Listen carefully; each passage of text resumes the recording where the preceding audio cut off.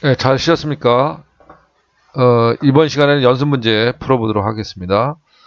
1번, 다음 괄호에 들어갈 적당한 말은 모모란 원가 집합에 집계된 공통원가 또는 간접 원가를 합리적인 배부 기준에 따라 원가 대상에 대응시키는 과정을 말한다. 예, 이거는 원가 배분을 얘기하는 거네요.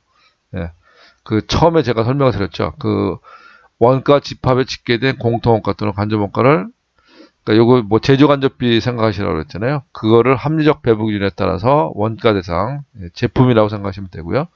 요거를 대응시키는 그런 과정을 우리가 원가 배분이다. 네, 그렇게 말씀을 드렸습니다. 2번이고요. 자, 2번 갑니다. 다음에 공통원가 배분 기준 중 가장 우선적으로 적용해야 될 것. 우리가 총 4가지가 있었는데 그 4가지 기준 중에서 가장 먼저 적용해야 될 것은 인과관계 기준이었죠. 인과관계 기준.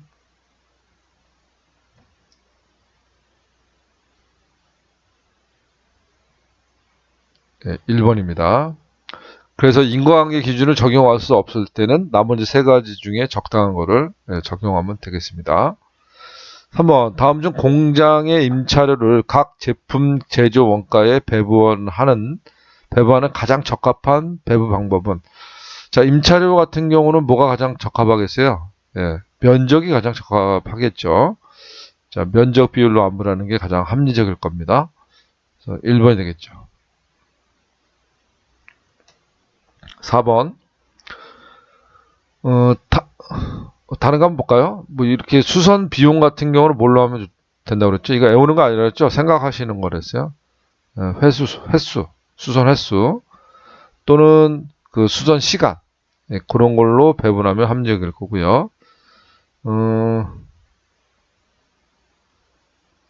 공장에서 발생하는 직접비, 이거는 저기 뭐 직접 어, 추적이 가능한 거니까 이건 배분할 필요가 없겠네요. 그다음에 생산자 근로자 임금 비율, 이것도 직접비에 해당하네요. 그래서 뭐 답은 1번 보시면 되겠고, 4번, 다음 중 보조 부문 원가를 배분하는 방법에 관한 가장 설명 중 옳은 걸 찾으라는 겁니다. 옳은 것. 1번, 직접 배분법은 보조 부분의 자가 용역을 고려한다. 이 말은 고려하지 않는 거죠. 그래서 무시하는 겁니다. 그래서 가장 적용하기가 쉬웠죠. 그러나 부정확하다는 게 단점입니다. 그래서 이건 틀린 말이네요. 옳은 걸 찾는 겁니다. 2번, 단계 배분법은 보조 부문의 우선순위를 결정해야 된다. 요거 맞는 말이네요. 단계 배분법은 2가지 고려해라고 그랬죠. 그 순서를 정해야 된다는 거고, 직접법과 상호 배분법의 절충한 방법이다. 절충이라는 말, 그 2가지를 기억하시라고 그랬습니다. 2번은 맞고요. 3번, 보조분비 총액 중 일부만 제조 부문에 배부된다. 이건 무슨 말이죠? 보조분비 총액 중 일부만 제조 부문에 배부된다? 이거 틀린 말이죠. 다 배부가 되어야 하겠죠. 틀렸고. 4번, 상호배분법은 보조부문 간 용역 제공 관계를 고려하지 않는다. 이걸 다 고려하는 게 상호배분법이에요. 얘도 틀렸네요. 그래서 2번으로 하시면 되겠고요.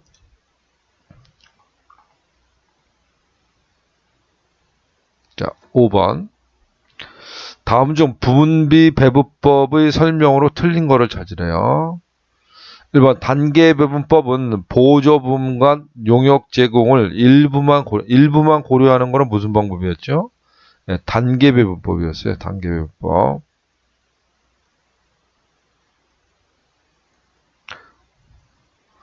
단계 배분법은 보조 부분의 순서를 정해서 중요한 거는 배부하고 중요하지 않는 건 배부하지 않는 절충한 방법이라 했죠. 직접하고 상호에 절충한 방법. 그게 다른 말로 일부는 배부가 이루어지고 일부는 이루어지지 않는다는 얘기입니다.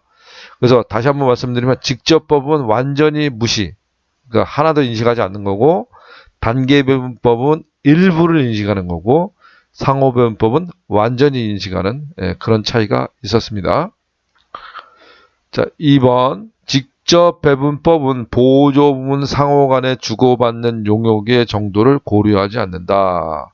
이거 맞는 말이네요. 예. 그래서 지금 틀린 거 찾는 거니까 이거 맞죠? 그 다음에 아까 1번이 뭐라 했어요? 단계 배분법 보조 부분 간의 용역 제공을 일부만 고려하는 방법이다. 이게 맞네요. 일부만 고려하는 게 단계 배분법 맞죠? 이것도 맞는 얘기네요. 그 다음에 2번 직접 배분법은 보조 부분 상호 간에 주고받는 용역의 정도를 고려하지 않는다. 무시하는 방법. 이것도 맞네요. 3번 상호 배분법은 보조 부문 상호 간의 용역 수수를 전부 고려하는 가장 정확한 원가 배분 방식이다. 이것도 맞네요. 자, 가장 정확한 게 상호 배분법이었습니다. 4번 상호 배분법은 직접 배분법과 단계 배분법의 절충적인 중간 형태다. 이 말이 틀렸네요. 이 절충한 방법은 상호 배분법이 아니라 단계 배분법이었어요. 단계. 그리고 뭘 절충했냐면 직접하고 상호 배분법을 절충한 거였죠. 오늘 틀린 말이네요. 자, 6번 갑니다. 다음 중 보조 부분 원가의 배부 방법에 대한 설명으로 옳지 않은 것은 1번 상호 배분법은 보조 부문 간 용역 제공을 모두 고려하는 가장 정확한 방법이나 계산 과정이 복잡한 단점이 있다. 이건 상호 배분법을 잘 설명한 내용이네요. 맞는 말이고. 자, 지금 옳지 않는 거 찾는 겁니다. 2번 단계 배분법은 보조 부분의 우선순위가 결정되어야 하며, 그렇죠. 단계 배분법 하면 두 가지 기억하라 했죠. 순서, 그 다음에 절충, 두 말 기억하라 그랬어요. 우선순위가 결정되어야 되고, 배분 결과가 오히려 직접 배분법보다 왜곡되는 경우도 발생할 수 있다. 이것도 옳은 말인데요. 그 정확도를 보면 상호가 가장 정확하고요. 자, 상호 배분법이 가장 정확하고, 그 다음에 단계 배분법이라고 얘기할 수 있고요. 그 다음에 이제 직접이겠죠. 그런데 일반적으로 이렇고요. 일부 예외적으로는 오히려 단계가 직접보다 더 부정확할 수도 있어요. 그러니까 일반적으로 순서가 있는데 꼭 그런 건 아니라는 겁니다. 오히려 단계가 직접보다 부정확할 수도 있다는 건 예외가 있다는 거죠. 그래서 이건 통상적으로 맞는 얘기입니다. 자, 그래서 2번 됐고요. 3번 직접 배분법은 보조 부문 자가 용역도 고려하여 1차적으로 배분 후 제조 부문에 다시 배분하는 방법이다. 이건 자가 용역을 고려하는 거는 지금 직접 배분을 고려하지 않는 거죠. 그러니까 이 말이 틀렸네요. 3번도 틀렸고 4번 지금 옳지 않는 거 찾는 거네. 이거 지금 1번, 2번 다 맞는 얘기고 3번이 틀렸죠. 직접 배분법은 고려하지 않는 게 직접 배분법이니까 3번이 틀렸습니다. 4번 일반적으로 원가 배분은 인과관계에 따라 배분하는 것이 가장 합리적이다. 그렇죠. 인과관계가 있는 거, 인과관계 기준 말씀드렸어요. 가장 좋은 건 인과관계가 있어야 좋다. 그런 얘기죠. 7번. 다음은 보조 부분 원가를 배분하는 방법과 설명이다. 잘못 연결된 것. 1번. 보조 부분 원가를 다른 보조 부분에는 배분하지 않고 제조 부분에만 배분하는 방법. 그거 직접 맞네요. 직접 배분법 맞죠? 맞습니다. 이거. 잘못된 걸 찾으랍니다. 2번. 보조 부분 원가를 배부 순서에 따라 순차적으로 다른 보조 부분과 제조 부분에 배분하는 방법. 단계 배분법 맞죠? 이것도 맞는 얘기네요. 3번 보조 부분 상호 간 용역 수수 관계를 완전히 인식하는 거. 보조 부분 원가를 다른 보조 부분과 제조 부분에 배분하는 방법 상호 배분법. 완전히 인식하는 방법 상호 배분법 맞네요. 그래서 지금 1번, 2번, 3번이 다 맞는 말이 되겠습니다. 1번은 직접 배분법을 설명한 거, 2번은 단계 배분법을 설명한 것, 3번은 상호 배분법을 설명한 겁니다. 그럼 4번이 틀렸는데 한번 보겠습니다. 4번 보조부문 원가를 변동비하고 고정비로 구분한다. 자, 변동비와 고정비로 구분하는 건 이중배분율법이었죠. 자, 제조간접비를 변동비와 고정비로 구분하지 않으면 단일 배분율법이고, 자, 변동비와 고정비를 구분하는 거는 이중배분율법이었습니다. 4번이 틀렸네요. 답을 4번으로 하셔야 됩니다. 자, 8번 계산 문제가 나왔는데요. 계산 문제가 나왔는데 여러분 한번 보세요. 얼마나 쉽게 나왔는지. 계산 문제라고 해가지고 너무 떨 거 없습니다. 8번 다음 보조부문 원가에 관한 자료이다. 보조부문의 제조간접비를 다른 보조부문에 배부하지 않고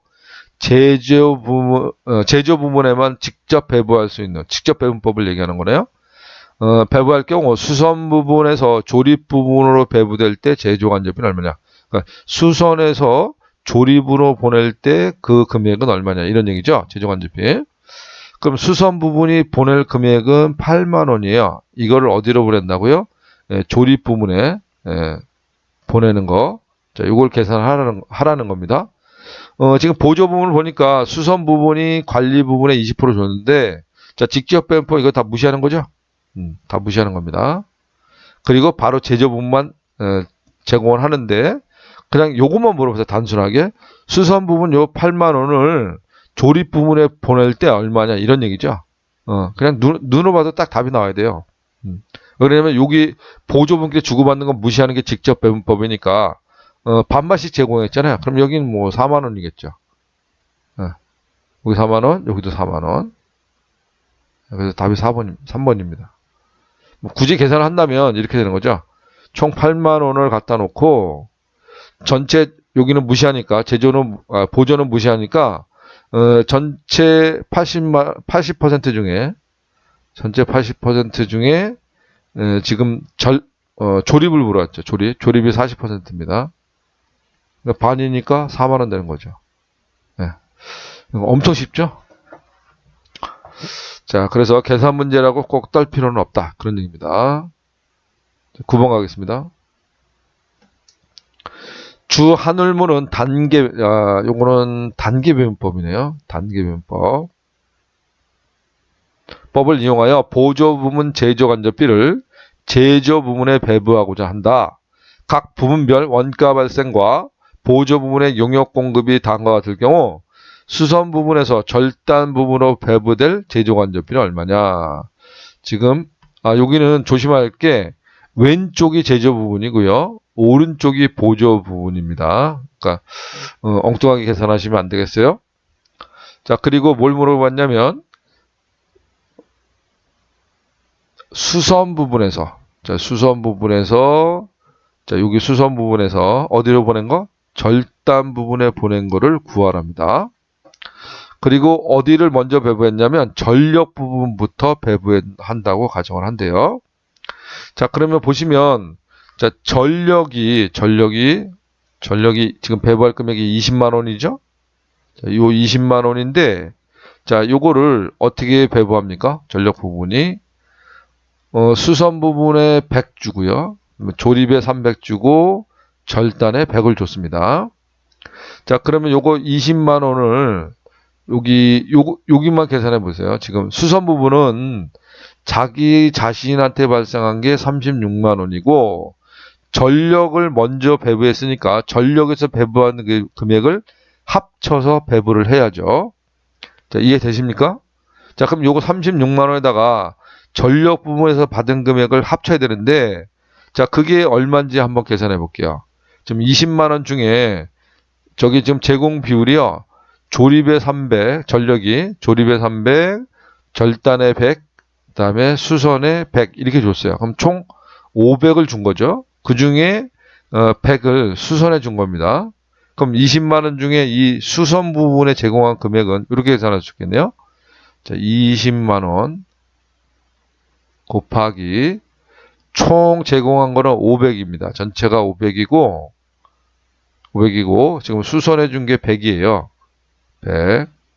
5분의 1을 줬다고 보시면 되겠죠. 그럼 5, 4, 20, 4만 원 되겠습니다. 그러니까 요거를 요로 나누면 4만 원. 아니요. 그냥 계산해 볼게요. 200, 000 곱하기 100 나누기 500.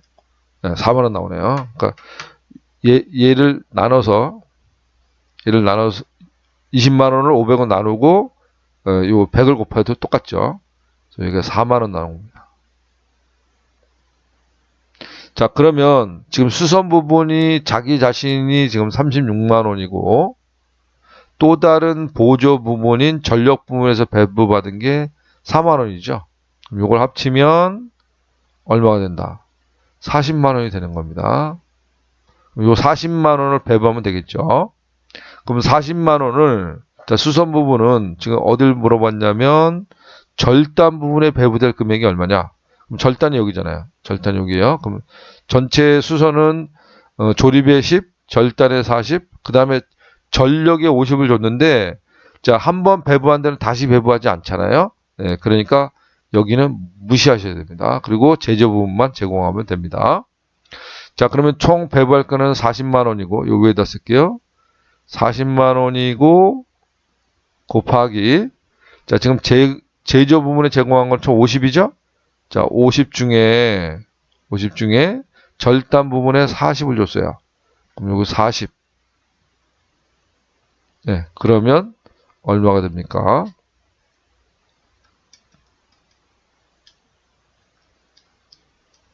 음, 32만 원 나오네요. 32만 원.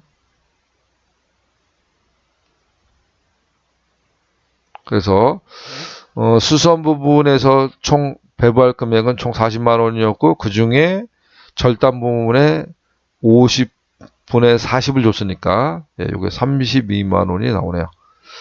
아, 그래서 요거는 좀 단계 배분법인데 조금 공부를 하셔야만 맞출 수 있는 그런 문제가 되겠습니다. 자, 10번 문제 가보겠습니다. 마지막 문제입니다. 자, 다음은 개별 원가 계산에서 적용되는 제조 간접 원가와 예정 배부에 대한 설명이다. 적합하지 않는 거예요. 자, 틀린 걸 한번 찾아보죠. 제조 간접비 배부율은 공장 전체 제조 간접비 배부율을 적용할 수도 있고, 그렇죠? 그다음에 부분별로 제조 간접비를 배부율을 적용할 수도 있다. 그래서 공장 전체의 제조 간접비 배부율을 구하고 하나의 배부 기준에 의해서 배부하는 것보다는 부문별로 제조간접비를 집계를 해서 그 부문 특성에 맞는 배부 기준에 의해서 배부하는 방법이 더 정확하다고 말씀을 드렸었습니다. 어찌됐든 이런 방법도 있고 이런 방법도 있다라는 거 맞는 얘기죠. 2번 제조간접비 예정 배부액이 제조간접원가 실제 발생액보다 많은 경우에는 과대 배부가 발생한다. 그렇죠. 지금 예정이 실제보다 컸다는 얘기를 지금 표현하고 있죠. 자, 이렇게 되면 이걸 우리는 뭐라고 그래요? 과대 배부됐다. 실제보다 크면 과대. 예정이 실제보다 적으면 과소 배부됐다. 이렇게 얘기를 하죠. 이거 맞는 얘기네요. 3번 제조 간접 원가 배부율은 기계 시간 또는 노동 시간 등을 적용할 수 있다. 그렇죠. 그래서 우리가 시간법이 있고 원가법이 있었잖아요. 네, 그래서 이것도 맞는 얘기입니다.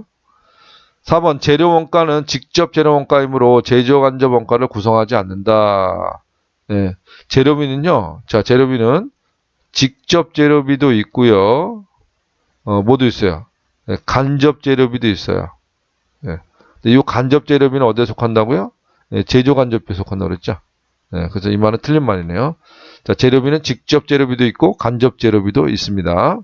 그래서 간접 재료비는 제조 간접비에 속하죠. 그러니까 이 말은 틀린 말입니다. 구성하지 않는다고 그랬으니까. 자, 이렇게 해서 3장 문제까지 모두 풀어봤습니다. 고생했습니다. 다음 시간에 뵙겠습니다. 감사합니다.